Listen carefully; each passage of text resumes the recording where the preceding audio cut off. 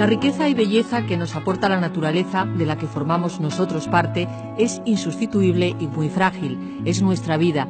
Ha sido el mensaje de Naciones Unidas en el Año Internacional de la Biodiversidad 2010 que acaba de concluir.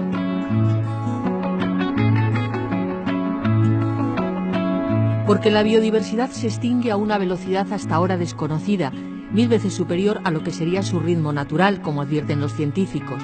La casi totalidad de los ecosistemas de la Tierra se han transformado radicalmente por la acción del hombre y seguirán transformándose. Una situación que nos acerca a un punto sin regreso. Quizás, y es uno de los objetivos de este año de la biodiversidad que hemos vivido, quizás de lo que tenemos que darnos cuenta es de que estamos afectando a la biodiversidad del planeta de una forma no sostenible. Es decir, estamos forzando la biodiversidad hasta un punto en el que ésta ya no se va a comportar como se estaba comportando hasta ahora. Y es nuestro sustento, es nuestro sustrato. Nosotros vivimos dentro de esa biodiversidad. Si rompemos, si afectamos tanto el entorno que nos rodea como para que se haga insostenible, tenemos que plantearnos si vamos a poder seguir viviendo aquí. Y tanto porque la biodiversidad abarca la enorme variedad de formas que organizan la vida. La biodiversidad o la diversidad biológica es el fruto del proceso de interacción de la vida y el planeta durante los últimos 3.500 millones de años. Por lo tanto, es una situación muy compleja que afecta a todos los niveles de organización de la vida. Tenemos a la biodiversidad expresándose a nivel genético, la tenemos expresándose a nivel de poblaciones, de especies, y te hablaríamos entonces de una diversidad taxonómica, y la tenemos expresándose a nivel de ecosistemas, de situaciones mucho más complejas en las que los organismos se relacionan entre sí y se relacionan con el medio. Incluye a las especies que cohabitan con nosotros en el planeta, animales, plantas, virus o bacterias, espacios o ecosistemas de los que forman parte los genes que hacen a cada especie diferente del resto y dentro de estas especies a cada individuo. De sus servicios obtenemos alimentos, medicamentos o fibras para la confección de tejidos. Nos asegura agua depurada, aire respirable, se ocupa de la formación de los suelos y de todo el ciclo de nutrientes necesarios para la agricultura. Hace viable la pesca y está en la base de muchos procesos industriales. También forma parte del capital natural del mundo y ayuda a los ecosistemas y a la sociedad a aumentar su resiliencia, es decir, aumentar la capacidad de recuperación ante las perturbaciones. Los recursos de la biodiversidad y de los servicios de los ecosistemas sustentan el 40% de la economía mundial. Su importancia es crucial y su pérdida insustituible. No podemos ser indiferentes. Los problemas ambientales cada vez son más complejos. Al ser complejos son lo que se llaman problemas perversos. ¿Qué es un problema perverso? La gente tiene muy claro que hay un problema cuando no hay solución. Si tienes solución, no tienes problema. Pero ¿y si los problemas ambientales en el contexto del cambio global no tienen solución porque son cada vez más dinámicos, hay más actores sociales implicados, los impulsores de cambio, los factores de tensión actúan a diferentes escalas, con lo cual hay una solución, con lo cual no tenemos el experto que dice, este es el problema de conservación de tal especie, la solución es esta, no es así. Tenemos que romper con esa visión elitista, biocéntrica, centrada en un sector social muy determinado. La conservación cada vez más tiene que ser más social y más participativa. Cada vez más la sociedad tiene que entender que tiene que implicarse en la conservación de la biodiversidad porque le va la vida a ello. Esta complejidad también dificulta la evaluación de la biodiversidad porque ninguno de sus componentes, genes, especies o ecosistemas, constituye un indicador completo y cada elemento tiene sus propias formas de medición que no se pueden aplicar al resto. Se suele utilizar como indicador la biodiversidad taxonómica, es decir, el número de especies que hay habitualmente, comparándolo con el que había antes o con el que hay en ecosistemas semejantes. El problema, como alertan los expertos, es que los datos sobre el número de especies conocidos solo son la punta del iceberg y hay muchos millones sin evaluar. Si hablamos a nivel mundial, hay mucho desconocimiento, es decir, no sabemos realmente cuánta biodiversidad hay en el planeta. No sé, las cifras hablan de aproximadamente 1.750.000 especies descritas por la ciencia. de flora, fauna, etcétera. ¿Cuántas puede haber? Se manejan cifras de 13 millones, 30 millones, 100 millones, es decir, lo que parece asombroso es que a estas alturas no tengamos ni la más remota idea de cuánta biodiversidad hay en el planeta, y estamos hablando no solo ya de microorganismos, que eso es imposible casi, ¿no?, sino de plantas y animales, ¿no? Las selvas tropicales, sobre todo amazónicas, asiáticas, etcétera, son laboratorios evolutivos y allí está todo por hacer. La Unión Internacional para la Conservación de la Naturaleza, en su última actualización de la lista roja de especies amenazadas, ha detectado que 17.291 especies de las 46.677 estudiadas están en peligro de extinción. Una amenaza que afecta al 21% de los mamíferos, al 30% de los anfibios, al 12% de las aves, 28% de los reptiles, 37% de los peces de agua dulce, 70% de las plantas y al 35% de los invertebrados. El ritmo al que se produce esta desaparición es muy alarmante. Estamos en una situación en la que la tasa de desaparición de especies es mucho mayor que la que sería normal. Y decir que sería normal es mucho decir. Sabemos que la tasa de extinción de especies respecto a la tasa de aparición de especies nuevas varía mucho a lo largo de la historia de la vida en el planeta. El planeta ha sufrido procesos de extinción drásticos, enormemente drásticos. Podemos contabilizar en el pasado hasta 5 procesos de enormes extinciones. Extinciones que se han llevado por delante hasta el 90% de las especies que había en ese momento sobre el planeta. No pasa nada, si nos ponemos así, después de cada gran crisis la naturaleza se ha reorganizado y se ha vuelto a reproducir de forma distinta la situación de los ecosistemas que había anteriormente. La diferencia con esta que parece que estamos viviendo, con este pico de extinción, es que sabemos que lo estamos provocando nosotros. Es decir, somos una especie que sabemos que estamos haciendo lo que estamos haciendo y podemos medir cómo lo estamos haciendo y sabemos qué consecuencias tiene. Entonces, somos capaces de actuar también para corregir algunas de las cosas si los resultados no nos interesan.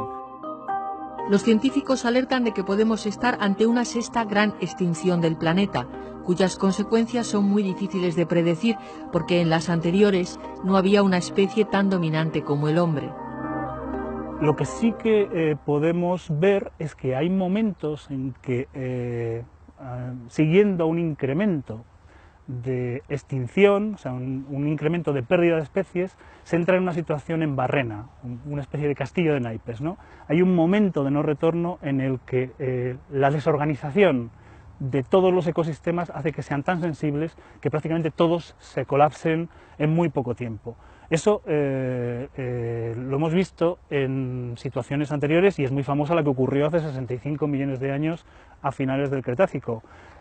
Una situación que estaba presionando al planeta, que podemos reconocer en el registro fósil, un cambio climático producido por emanaciones volcánicas que llevaban 2 millones de años produciéndose en Asia, un cambio en la circulación oceánica que produce también cambios climáticos en el planeta, coloca a todo el sistema vivo en una situación muy debilitada, que una pequeña gota de agua, como puede ser el impacto de un meteorito, de los muchos impactos de meteorito que ha tenido este planeta, funciona como el detonador de esa situación de castillo de naipes y toda la biodiversidad de ese momento se viene abajo y hay que recomponerla. Las causas de este incremento en la pérdida de biodiversidad son la fragmentación, degradación y destrucción de hábitats. También influyen el cambio climático, la sobreexplotación de recursos, la desertización, la agricultura y ganadería intensivas, la introducción de especies exóticas o la contaminación. Como simple botón de muestra, la preocupante desaparición de las abejas. Las abejas son unos importantísimos polinizadores de todo tipo de planta. No solo las abejas, sino los abejorros, en fin, no solo las abejas de la miel, sino un montón de insectos de ese estilo, son polinizadores. Polinizadores no solo de las plantas silvestres, sino de los cultivos. Si no tuviéramos abejas, probablemente sería un verdadero desastre, porque no tendríamos frutos, ni tendríamos plantas para crecer en los invernaderos. La enfermedad de las abejas no está muy claro, ya digo que no soy experto. Parece que puede estar relacionado con falta de alimento, con cambios climáticos y con hongos o ácaros, o sea que hay diversas causas. No se ha explicado todavía, al menos hasta donde yo sé, suficientemente bien cuál es el problema. Pero desde luego la desaparición de los insectos es un tema muy importante, es un grupo de animales al que no le damos mayor importancia, ¿no? Siempre pensamos en las aves, en los mamíferos, ¿no? Como especies amenazadas, pero los insectos tienen un papel fundamental en los ecosistemas, en que todo funcione. Y los insectos, muchos de ellos están desapareciendo pues, por plaguicidas, pesticidas, contaminación, etc. Les prestamos poca atención en general. Si seguimos con este ritmo, en 2030 necesitaremos 2 planetas para absorber los desechos de CO2 y mantener el consumo de recursos naturales, como alerta el informe Planeta Vivo 2010 que la organización conservacionista WWF presentó en octubre pasado. Se ha hecho en colaboración con la Sociedad Zoológica de Londres y la Red de la Huella Global. Como refleja el informe, el indicador Huella Ecológica Global ha aumentado más de un 50% desde 1966, especialmente a causa del carbono. La huella ecológica global analiza no solo el área de cultivo que necesitamos, de carne y de productos lácteos, de productos forestales, de productos derivados de la pesca, sino también el área que necesita la humanidad para crear sus infraestructuras y también el área necesaria que es necesaria para el planeta para absorber las emisiones de CO2 procedentes de las emisiones por la quema de combustibles fósiles. Hemos constatado con este análisis de la huella ecológica de la humanidad en estos 30-40 años que estamos viendo por encima de las capacidades que tenemos en un solo planeta. Es decir, en este momento calculamos que la humanidad está consumiendo 1,5 planetas para abastecer toda su demanda. Hemos visto también lo que está pasando con esa huella, el impacto que está teniendo en determinados ecosistemas en todo el mundo. Y hemos visto, por ejemplo, que los ecosistemas tropicales son los que están desapareciendo y descendiendo a más rápido en cuanto a su biodiversidad por el impacto de esta huella. Y luego hemos investigado cuáles son los países con una mayor huella ecológica en todo el mundo. Y ahí vemos que países como Emiratos Árabes, como Qatar, como Estados Unidos, siguen siendo los más altos en huella ecológica. Es decir, calculamos que si toda la humanidad utilizara los recursos como estos países, necesitaríamos 4,5 planetas para abastecer esa demanda. Estas son algunas de las principales conclusiones del informe. La tendencia de pérdida de riqueza natural de los últimos 40 años se mantiene constante. El análisis de los datos del Índice Planeta Vivo 2010, en el que se miden las tendencias en el estado de la biodiversidad global, ha constatado una caída del 30% en la salud de las especies que son la base de los servicios ecosistémicos de los que dependemos. El descenso afecta al 60% de las zonas tropicales, al 35% del hábitat de agua dulce, 25% del terrestre y 25% del marino. Por regiones biogeográficas, la situación más grave se está produciendo en la región Indo-Pacífica, un 66% de pérdida. Si uno se fija en el planeta y lo tiene en la cabeza, y como siempre dividido como en hemisferio norte y sur, es curioso cómo coincide que la región neártica, la del norte de América, Canadá, Estados Unidos y Groenlandia, y la del hemisferio norte de Eurasia, han aumentado curiosamente el índice Planeta Vivo. En primer lugar, porque todas las medidas de conservación que se han puesto en marcha para garantizar este aumento son justamente desde el año 70, que es donde empezamos a hacer el estudio, y todos los impactos se han producido mayoritariamente antes. Y sin embargo vemos en el sur, y evidentemente en el Neártico hay una disminución grande del índice Planeta Vivo, también en el afrotropical y sobre todo, increíblemente, en la región Indo-Pacífica, toda la región que comprende el Triángulo de Coral, los bosques tropicales de Sumatra y Borneo, Indonesia, el sureste asiático, han disminuido el índice Planeta Vivo un 66%. Y es una bajada tremenda que hace alusión evidentemente al impacto de la agricultura intensiva, de la destrucción de bosques, de la destrucción de humedales, de la contaminación del agua, justamente desde el año 70 al 2007, ¿no? La puesta en marcha de medidas de conservación ha tenido efectos positivos en la pérdida de biodiversidad en algunas de las bioregiones analizadas. El índice afrotropical, por ejemplo, ha subido, de perder un 55%, el índice ha perdido apenas un 15% ahora mismo. Eso es debido a las medidas de conservación que se están haciendo en África, a las áreas protegidas y cómo se está gestionando el territorio a través del ecoturismo, de zonas protegidas, y ha hecho aumentar, aupar ese índice Planeta Vivo. Pero en conjunto, de todas las regiones, al final lo que tenemos que hablar es de un descenso global. La actual crisis económica ofrece una oportunidad única para reevaluar el modelo de desarrollo y hacerlo más sostenible. WWF, a partir de los datos del informe, propone incidir en dos ámbitos prioritarios: energía y alimentación. Primero, apostar por la eficiencia energética, donde hay mucho donde avanzar, y luego proponemos que al menos el 95% de la energía que se consuma en todo el mundo en el año 2050 provenga de energías de fuentes renovables. Luego hemos visto que otro de los grandes factores que están aumentando la huella ecológica y el impacto sobre la naturaleza es la alimentación en el mundo. Vemos con mucha preocupación el incremento el incremento constante y muy acelerado del consumo y la producción de carne y productos lácteos en todo el mundo, que tiene una gran demanda tanto de cultivos intensivos como de agua para generar esta carne. Y creemos que hay que cambiar también la dieta, ir hacia una dieta mucho más moderada en carne. Y en tercer lugar, proponemos un uso mucho más racional del agua, que es donde estamos viendo que se están produciendo los impactos más grandes. Creemos que hay que cambiar el modelo agrícola en todo el mundo, hacerlo mucho más sostenible e invertir mucho más en la conservación de los ríos y en la restauración de los ecosistemas de agua dulce. Es necesario cambiar la actitud hacia el problema. Los expertos insisten en que la experiencia demuestra que las medidas de conservación son eficaces. Hay que actuar y evitar algunos negacionismos instalados en las actitudes de los ciudadanos ante esta cuestión. Estamos viviendo no solamente en un mundo en que pontificamos, o podríamos llamarle de mercadolatría, sino también de tecnolatría. Es decir, bueno, ¿qué más da? Llevan los científicos, los grupos ecologistas arrepentidos, el fin del mundo está cerca y más lejos de la realidad. Creemos ahora que es posible un desacoplamiento entre naturaleza y seres humanos, como esto que de la naturaleza no tiene que ver conmigo, que saquear los océanos, que destrozar los bosques, que contaminar los ríos, no tiene nada que ver conmigo. Y eso es totalmente falso. Evidentemente no es lo mismo contaminar un río en el norte que en el sur. En el norte tenemos tecnología, si lo contaminamos ponemos una depuradora. En el sur, si lo contamina, la población local se tiene que ir, porque no tiene agua para beber o no tiene peces para pescar. De tal manera que estamos metidos en toda una especie de, desde mi punto de vista, de ignorancia colectiva de que existen unos vínculos muy estrechos entre conservación de la naturaleza y la biodiversidad y mi bienestar. Ojo, digo bienestar, no nivel de vida. La protección de la biodiversidad se instala en la agenda internacional en la Cumbre de la Tierra de Río de Janeiro. En Johannesburgo, en el año 2002, se aprueba el Plan de Acción de la Cumbre Mundial de Desarrollo Sostenible, que tenía como objetivo lograr para el año 2010 una reducción significativa del ritmo actual de pérdida de la diversidad biológica a nivel mundial, regional y nacional. Una meta que se incluyó en el Plan Estratégico del Convenio sobre Diversidad Biológica de Naciones Unidas.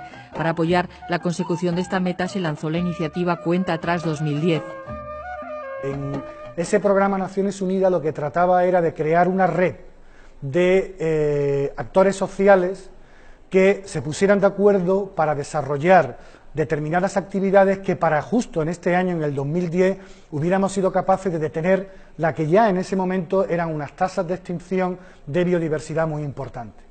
Resulta que hemos llegado al año 2010 y no solamente no hemos detenido la pérdida de biodiversidad, sino la hemos incrementado a unas tasas que nunca habían existido en la historia de la vida de este planeta.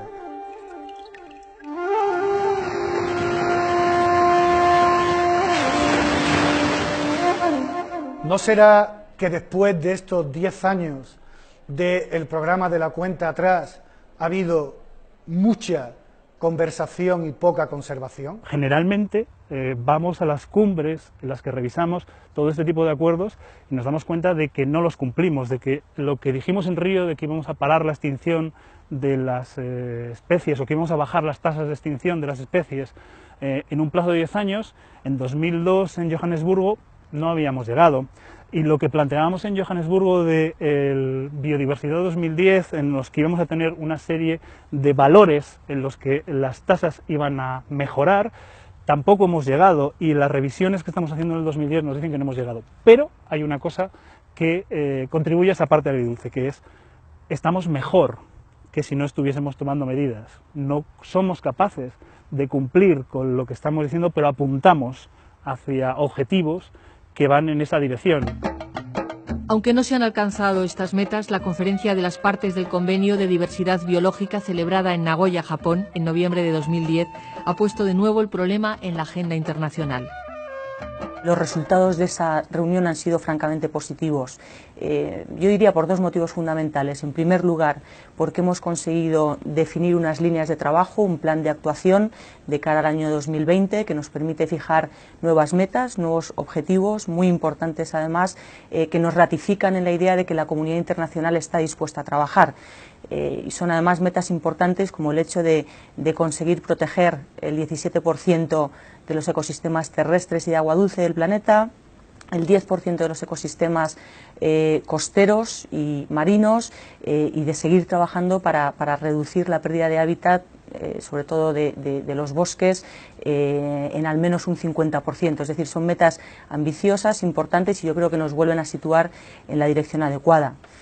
Otro resultado importante es que después de muchos años hemos conseguido finalizar un protocolo para permitir que se comparta los beneficios del uso de la biodiversidad.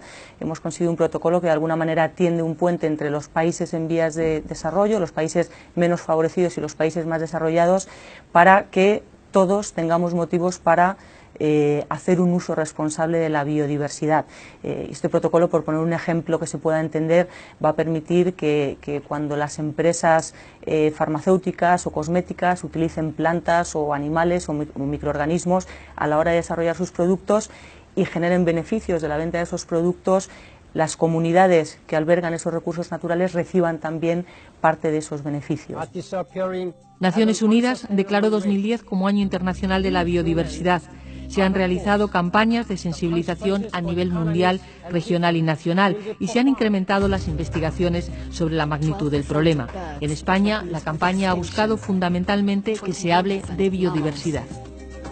La campaña fundamentalmente pretendía responder a un dato que nos preocupa, especialmente la Fundación Biodiversidad, y es una realidad, y es que hoy por hoy prácticamente 3 de cada 4 personas en España desconoce el significado de la palabra biodiversidad, pero lo que es más importante, desconoce la importante conexión que existe entre la biodiversidad y nuestro bienestar diario. Aspectos como nuestra salud, nuestra alimentación, las propias políticas de generación de empleo están directamente conectadas a una biodiversidad en buen estado. Y yo creo que hemos sido capaces, por lo menos, de sacar esa compleja palabra de un cajón muy técnico para poder desenvolverla y hacer visible la importancia del significado de la biodiversidad para nuestro día a día. La biodiversidad es nuestra vida y la actuación de cada uno de nosotros cuenta. Será uno de los grandes retos para este siglo XXI.